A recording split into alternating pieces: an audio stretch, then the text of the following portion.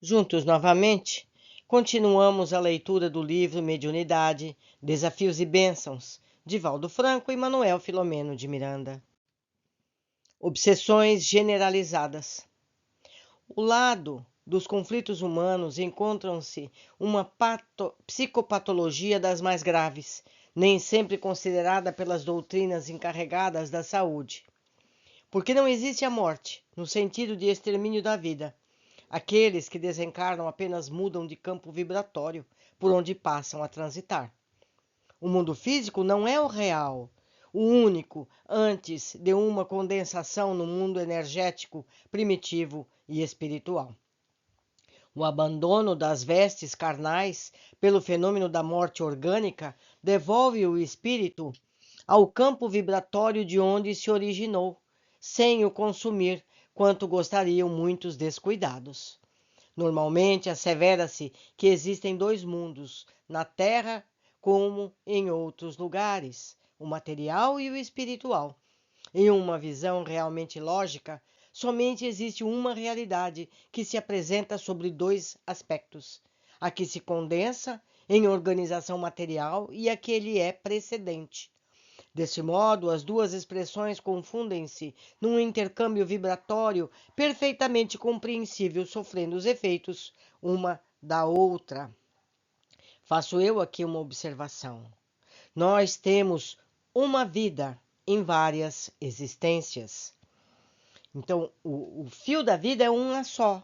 Uma hora estamos encarnado, outra hora desencarnado, novamente encarnado e assim sucessivamente. Mas é sempre a mesma vida. Todas essas experiências ficam gravadas no nosso corpo mental, que é indestrutível. O corpo físico pode perecer, até mesmo o perispírito pode perecer, mas o corpo mental é perpétuo, permanente e segue carregando todas as nossas experiências desde os imemoráveis tempos. Mas continuando a leitura. Considerando-se que a lei das afinidades ou de sintonia vibra em todo o universo e o seu vigor une os espíritos no seu processo de desenvolvimento dos recursos evolutivos em qualquer lugar que se encontre. Cada qual elege as companhias de acordo com o comportamento mental, moral e espiritual, mantendo convivência saudável ou enfermiça, conforme os conteúdos vibratórios dos seus companheiros. Em consequência, ninguém que permaneça na Terra a sós, visto que temos ao redor de nós tão somente número de testemunhas que vigiam, conforme anotações do apóstolo Paulo na sua epístola aos Hebreus, capítulo 12, versículo 1. Essas testemunhas são os desencarnados que cercam os viajantes humanos na sua trajetória de crescimento moral e que intervêm a miúde nos seus pensamentos, palavras e atos, conforme o nobre codificador do Espiritismo teve ocasião de informar-se através dos mentores da doutrina espírita. Recomendo que vocês olhem a Epístola aos Hebreus e vejam as palavras de Paulo. Continuando. Como o processo de evolução é todo feito de valores éticos superiores, as ações menos dignas constituem carga pesada a ser liderada durante a jornada espiritual. Os males praticados contra o próximo, infelizmente contra si mesmos, acarretam animosidades, desaires que se transformam em processos de perturbações de graves efeitos para aqueles que os praticam. As obsessões, portanto, são o resultado da má conduta vivenciada, do perdão não cedido por aqueles que foram transformados em vítimas da irresponsabilidade, da prepotência, dos insensatos, gerando lamentáveis transtornos que assolam a comunidade terrestre. O que ele está dizendo? Que nós carregamos todos os erros que fizemos e muitas vezes recebemos entre aspas, visita daqueles que nos cobram os malfeitos da vida passada na forma de obsessores.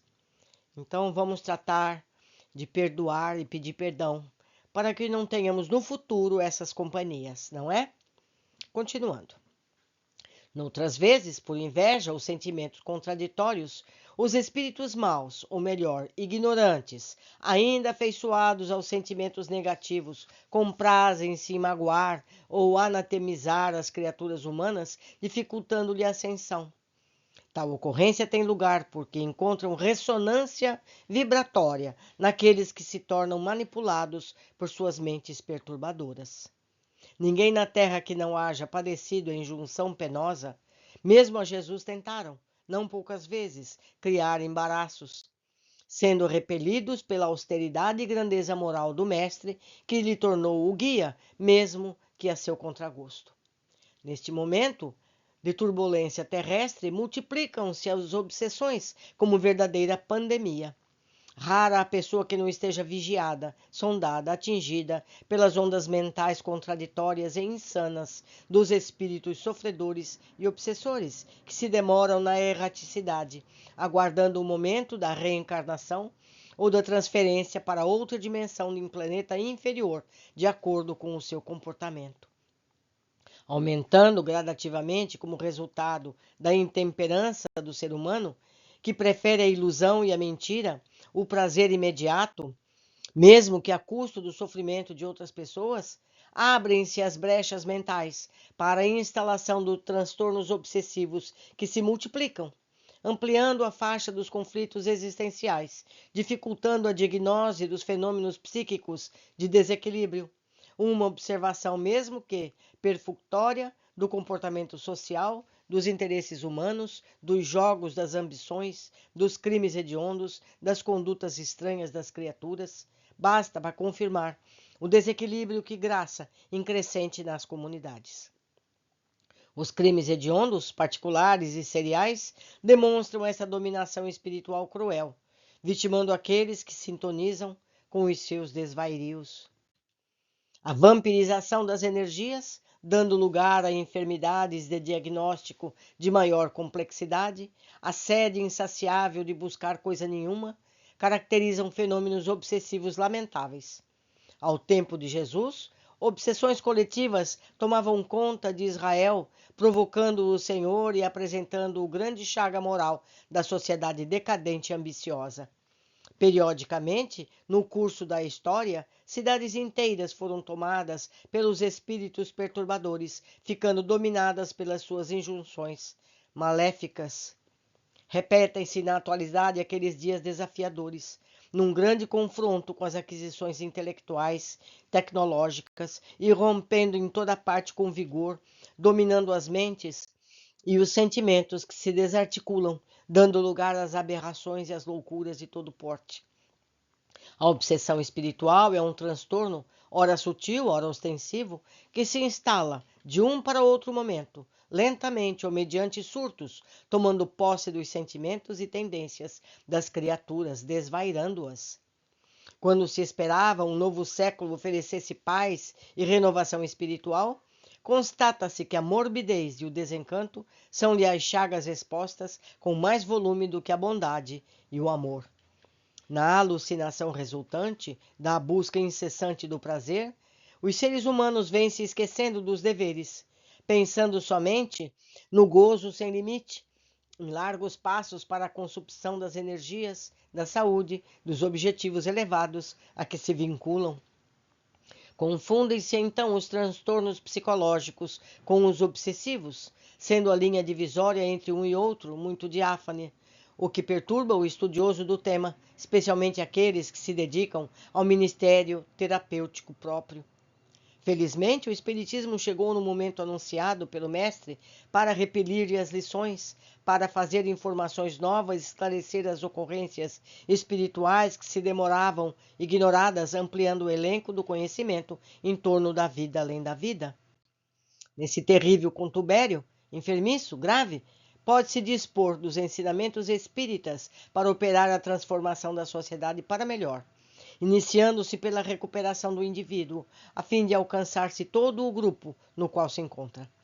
Os recursos são os mesmos oferecidos pelo psicoterapeuta Jesus, que propõe a modificação da conduta mental e, naturalmente, comportamental, utilizando-se dos valores defluentes do amor para sanar as dívidas do passado ou recuperar-se dos desequilíbrios do presente, trabalhando os metais do espírito viciado, amoldando-o ao bem mediante as ações seguras da solidariedade, da benevolência, apoiando na oração ungida de confiança em Deus e na correspondente entrega dos sentimentos à caridade. Hospitais de almas, os centros espíritas, mediante as reuniões mediúnicas de desobsessão, desempenham nessa hora um papel relevante na recomposição moral da sociedade, orientando e elucidando os inimigos desencarnados que trabalham contra o progresso, ao mesmo tempo demonstrando-lhes a inutilidade das suas condutas, porque a fatalidade da vida é a conquista da plenitude, e nenhuma das ovelhas de Deus confiou se perderá. Precatem-se todos aqueles que se encontram na luta redentora contra as influenciações negativas dos espíritos ociosos e maus, insistindo nos propósitos edificantes a que se dedicam, trabalhando-se intimamente em busca da autoiluminação, não esquecendo o bem que podem oferecer a seu próximo, tornando o mundo atual melhor do que se encontra. Rugindo a tempestade, instala-se o medo, mas depois chegará a bonança do amor para reunir todas as criaturas num só rebanho. O amor de Deus, por isso mesmo, paira soberano acima de todas as coisas, e a barca terrestre navega sob o comando sublime da grande nauta de Jesus, experimentando as lutas provocadas pelas próprias criaturas, mas destinada ao porto da paz e da felicidade. Meus amigos, fazendo uma comparação vulgar, a obsessão é como se fosse uma doença. O que nós aprendemos para nos libertar das doenças? Lavar as mãos, evitar lugares acumulados, não é verdade? Escovar os dentes, se alimentar bem. O espírito quer a mesma coisa. Quando nós temos pensamentos bons, edificantes, nós estamos nos alimentando melhor, nosso espírito está ficando mais forte. Quando nós afugentamos os pensamentos negativos, as acusações ao próximo, a malquerência, nós estamos como que lavando a nossa alma para que ela não adoeça. Então, meus amigos, está em nossas mãos nos livrarmos de todo e qualquer espírito ignorante que possa vir nos obsediar, certo? Ficamos por aqui. Estudar, estudar. O estudo nos liberta da ignorância. Abraços.